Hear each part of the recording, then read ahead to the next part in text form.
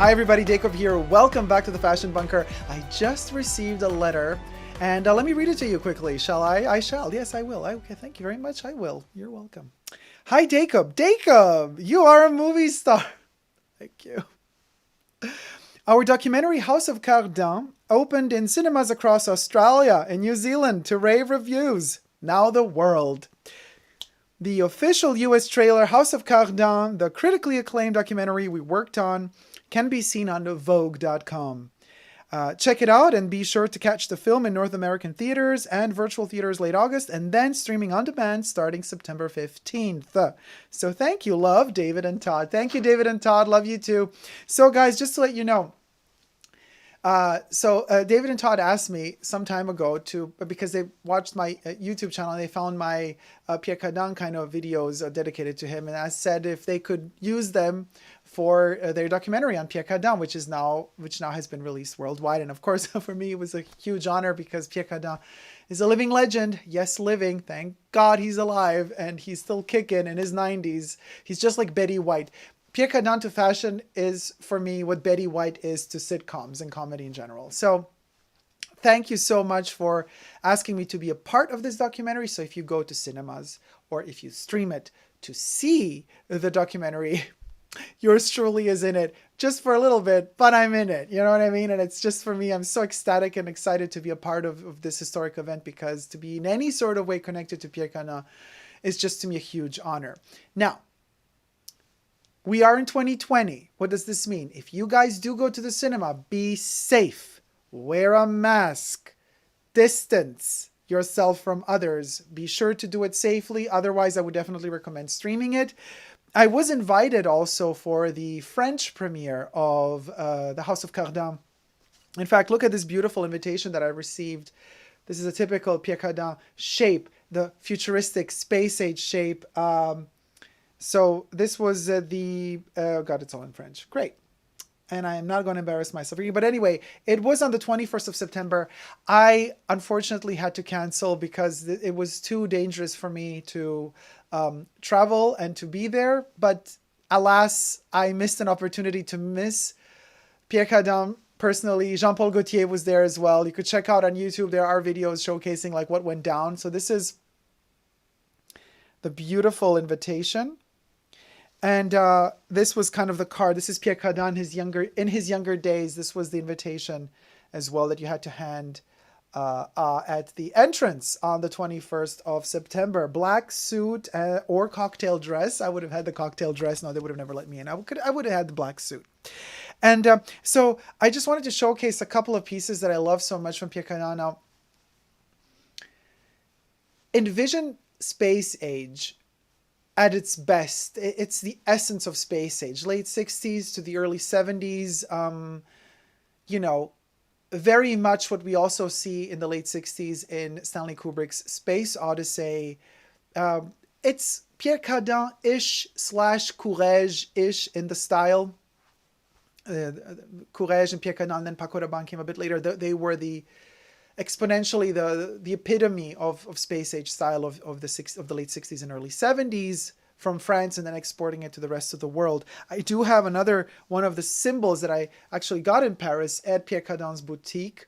This is kind of his futuristic logo. This is a caoutchouc necklace. It's kind of a rubbery, it's very soft, very delicate, so I'm very kind of careful. It's a one of a kind, it's handmade, and it's super cute because on the inside it says Boutique Pierre Cardin Paris, made in France.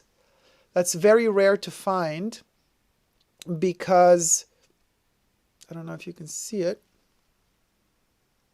Well, if you can't, I'm sorry about that. But anyway, because of course Pierre Cardin is usually, became famous for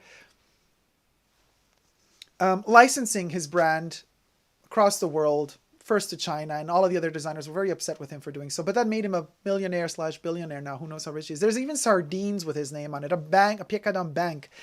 And so there's also a brand of clothing that you can find with his logo on it, but it's just like basics. That's not really his team designing it, although I've heard that they've kind of reined it back in and they're starting to take repossession of it and designing it themselves. But the underwear, the Pierre Cardin underwear, t-shirts, stuff like that, that's not really the stuff that he designs himself, even though he's in his 90s, he still does it. Like these are the pieces, the futuristic things that he does. I also have, this is his symbol green. Most designers have their symbol color, you know. Pierre Cardin's is a kind of a moss green. On camera, it results more bluish green, but it's a mossy, dark bottle green, actually, in reality. This is the first Evolution shades that he made a couple of years back, which I have here in the Fashion Bunker archives. I have several versions of these colorways and also coatings. This is a rubberized black version. They are super fascinating. It's literally a rubberized plastic made by Safilo. The futuristic space travel kind of shades, Evolution. Pierre Cardin never moved away from that concept of futurism. So these are the way that they look. It's very late 60s, but the technology used to make them is very modern. You know, I think when we talk about Pierre Cardin, you can definitely envision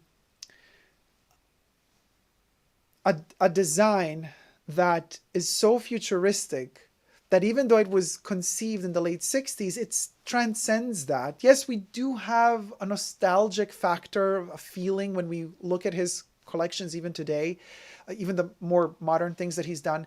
We still kind of feel there's a nostalgia there about something that has happened in the past, and yet these pieces seem like they come from the future. It's a weird, weird blend. It's a wonderful, to me at least, it always gives me this bubbly feeling of being in a safe space where all of the sorrows, pain, and tribulations of the world that we're going through right now, like they don't touch you.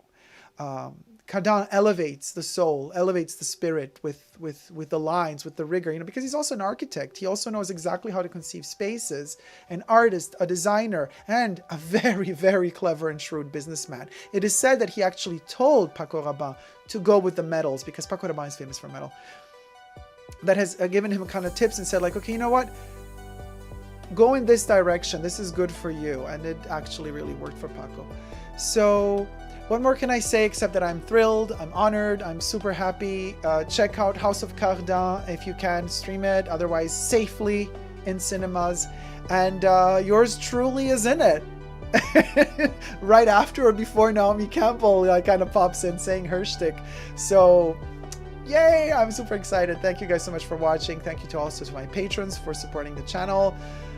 You can check out my Patreon, SUPERDACOB all spelled together, where you get to see videos popping up before they hit YouTube. All the videos there are ad-free, and there's a lot of videos that are exclusive to Patreon and they never come to YouTube. So that's that. Also, check out my new Instagram profiles dedicated to Chanel. One is dedicated to the brand Chanel. Coco Chanel is in my house, all spelled together.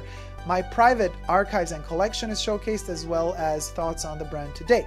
And then we have a special Instagram profile, Coco Chanel Privé, all spelled together, dedicated to Chanel, the woman, her life, her legacy, everything, photos of her, with her, up until 1971, which is the date that she passed away. Thank you guys so much for watching. Until next time, never forget to never give up on love. Love you all. See you soon. Take care. Bye.